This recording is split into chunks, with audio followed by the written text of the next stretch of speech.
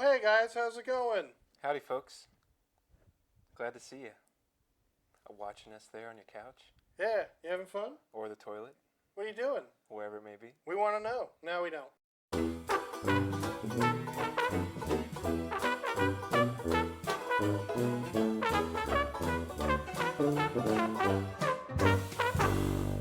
What's up, guys? Welcome back to Whiskey Dixon. I'm Sugarbear. Mikey. We're reviewing George Dickel 12. Dickel. Not an age statement. Dickel. Tennessee Sour Mash Whiskey. You could say it's a mashed dickel. Say it's as smooth as Tennessee whiskey. Like the song. Smooth Tennessee Dickel. Yeah. Such a funny name. Yeah. Now, actually, we here on Whiskey Dixon, we enjoy Dickel. Oh, good. This is exactly what I knew was going to happen. Just doesn't want to cooperate. It doesn't want to be drunk. Well, it's happening. Drunk. It has no choice in the matter. Drinking. All right. Drink. George Dickel, Sour Mash, Tennessee Whiskey. Ooh. Oh, yeah. Okay, so comes in at 90 proof, 45%. It's a good smelling dickel. Says Superior 12 recipe, not an age statement. I believe this is 8 years old. And I am not sure what the difference is between this and the... There's a Superior 8 or something like that. It's like a black label, which is also not an age statement. That one's like 4 years old. It's probably recipe 8. Let me read it, actually. So, Superior number 12 recipe has a rich depth of flavor, perfectly balanced with the signature smooth finish of George Dickel. That smooth Dickel. The rich flavors come from resting our whiskey in oak barrels for years. No specification whatsoever, just some amount of years. Is it F-O-R, not F-O-U-R? Yeah, it's F-O-R, like okay. 4 years. For years. For years. Yeah, exactly. And that could be like 1.5. That could be 2. Yeah. It could Well, be 1.5, that's more years. than 1 year. Yeah. It's not. I know, I'm almost positive this is 8 years old. Ooh, underage.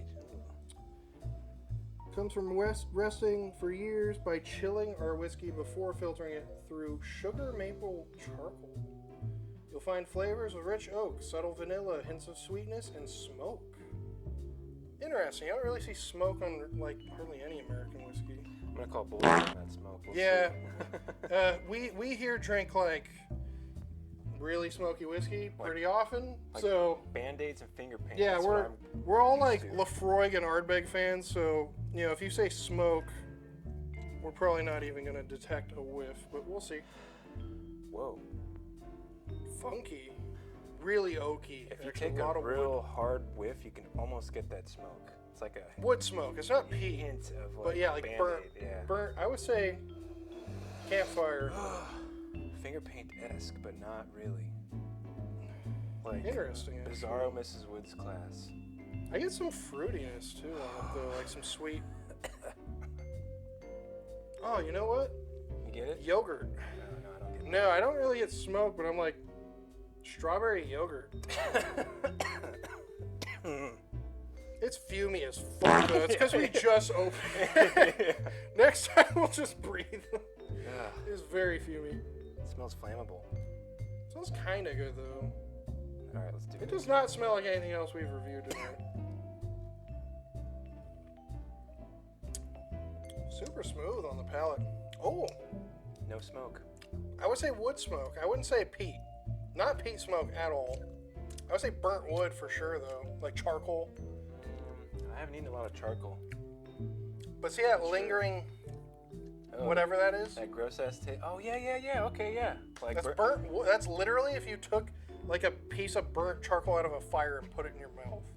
Not that intense. You gotta try it. Not that intense, but it is like charcoaly. It's a very heavily charred barrel. It tastes like if you burn treated wood out of Yeah. a campfire. That's exactly what it tastes like. Chemicals, not. Yeah. Okay, see now the palate or the nose has changed. Once you take a sip of it, I would say more often than not, you start to smell it better. See, okay, I wouldn't say Band-Aids, but maybe like a nurse's office in like elementary school. What do you think about this? Like grits or like some sort of creamed corn, and like if you left it in a pot too long and burnt kind of the bottom of it. Like the Glendalough? Not quite. I mean, yes and no. It doesn't taste like poutine, but burnt corn. Burnt corn.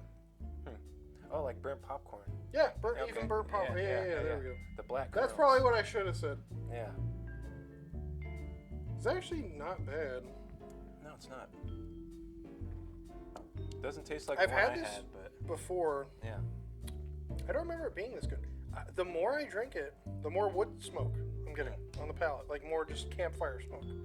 Not like peaty, oceanic seaweed smoke. No. Nothing like scotch. But yeah, like burnt wood. I get that. Charred wood. That's kind of nice, actually. I don't mind that. Very, very drinkable. I don't mind that. That's pretty good, especially considering it comes in at like $20. Yeah. So really, that's pretty reasonable. They're out of Tullahoma, Tennessee, tucked away by time and mountains. If you come down for a visit, you'll find not much has changed. I like that. Mountains or mountains, depending on who you are. Mountains. Mountains. With a big old D. George For believed... Dickel. Oh! Big D. For full circle. George believed that to make the best whiskey, the ingredient he needed most was time. Fair enough. But he doesn't give a specific time. It's just an FOR kind Exactly. Yeah. Oh, 12 years? No. Wrong. That'd be cool, though. Wrong. Actually, the blue label one, the bottle and bond, which is like the big hyped one from them, it does have an age statement on it. It's always 11 years. Okay. Which is pretty good, actually, for an American whiskey. This is definitely not 11 years old. I'm pretty sure, I looked at it, I think it's 8 years. They like to be confusing with that by putting a 12 on it and making you think it's 12 years old. But it's not. But it's good. There's a lot of charred oak here. A lot of butts, a lot of Dickel. Yeah. Corn, sweetness. Not a lot of cinnamon or anything. Not a lot of other notes that I'd pick out of like a bourbon necessarily. This seems to kind of have its own thing going on. After drinking it, I don't really smell anything anymore. It's just on my breath, so it's like just tasting wet. Smelling and tasting wet. Hint of watermelon? No. There's something there. Something there that my brain is like scrambling around for.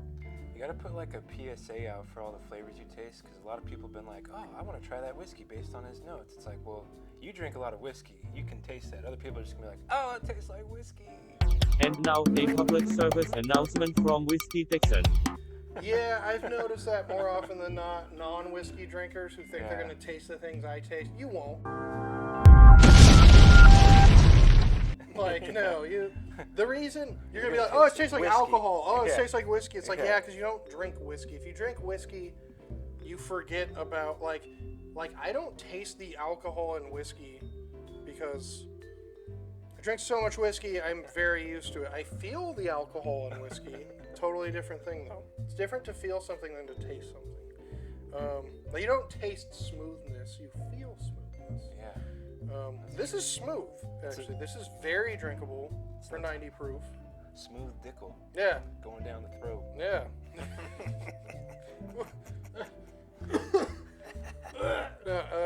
I don't know if I want to finish it.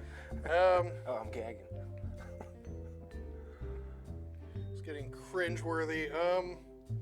No, I like this, actually. I like this a lot more than the first time I had it.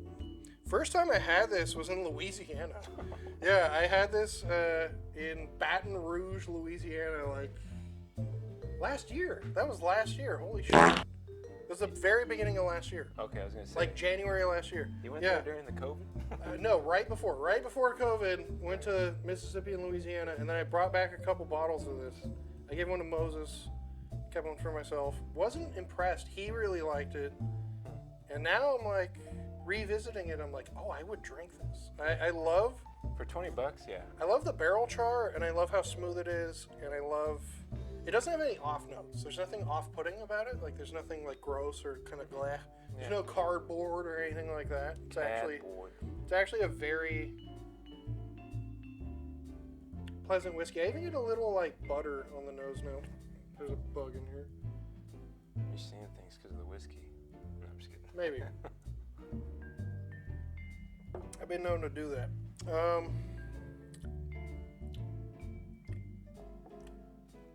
Yeah, like sweet roasted corn.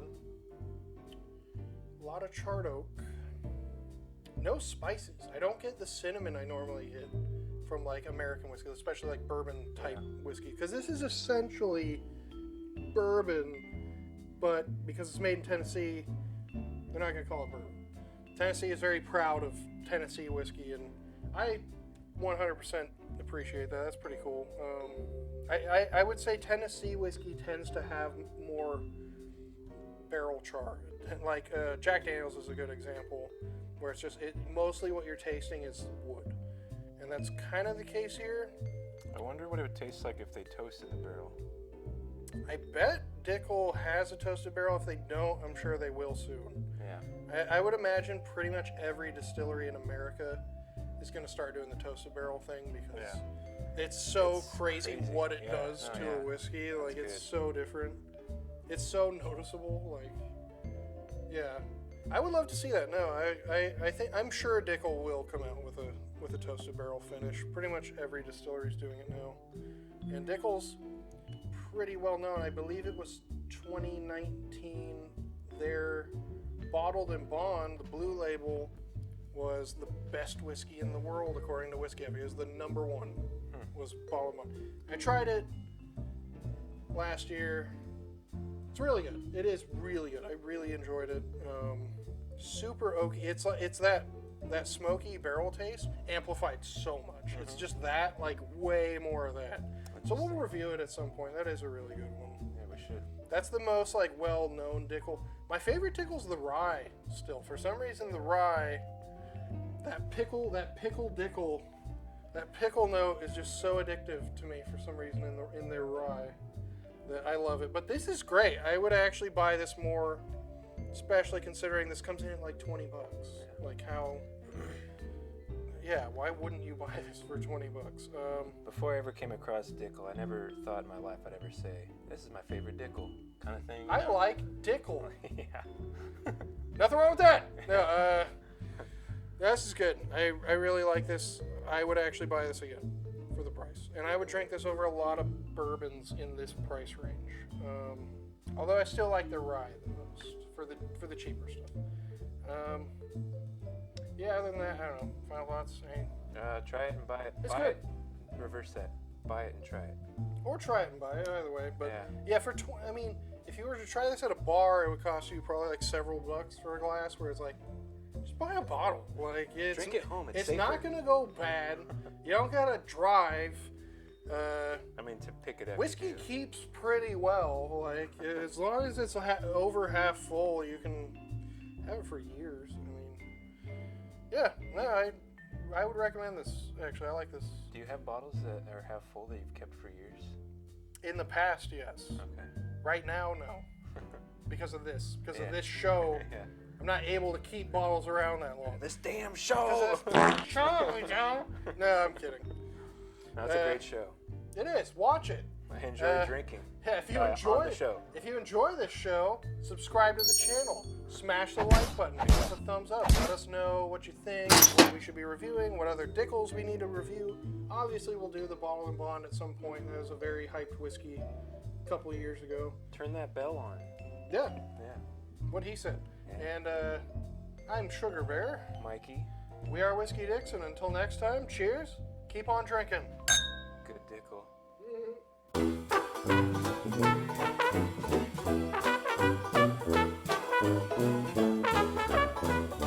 Thank you.